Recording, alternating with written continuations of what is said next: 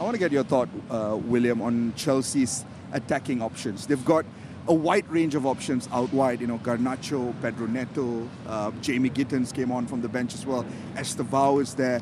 From your point of view, do you reckon that Estevao has done enough today to sort of stamp his authority and sort of make a strong claim for a starting position? Yeah, because what he showed today, but not only today, he showed a lot of personality, you know, and when you play for the big club, you need to have a personality. You need to have a character, and today, for me, you know, I think he's the man of the match.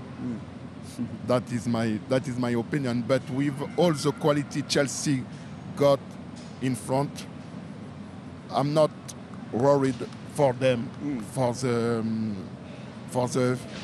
next few games, because we know it was difficult for them because they had so many injury players.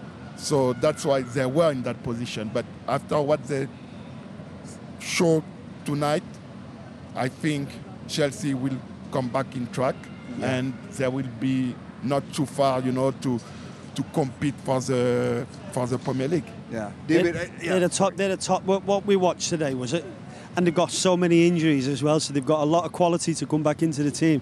What we saw today is a team that's capable of challenging for the top of the Premier League. But that's Liverpool, right? You're playing Liverpool. Yes. You know how big a game it is, right? So everybody lifts for a game against Liverpool. I was here against Brighton last week. Very different performance. So, okay, they went down to 10 men as well. But overall, the performance was different. The attitude was different. The work rate was different. They've got to do this every week because the Premier League is relentless and it's unforgiving. And if they do this every week, then they've got a chance. If they drop off like they did against Brighton, then no. How do you do it every week? The word consistency is thrown around a lot. Every team has got to be consistent out there. Everyone has got to be consistent out there.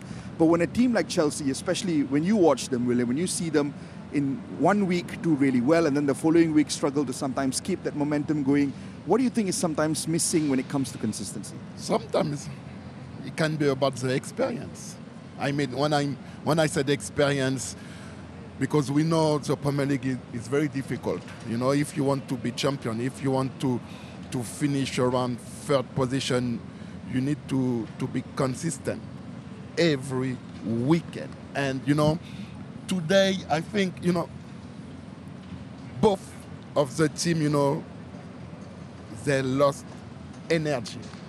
I mean, for the next few days, because when you play the game like this, mentally, you have to be strong if you want to win a game. But when the game is finished, okay, for Chelsea, they won't feel they are tired.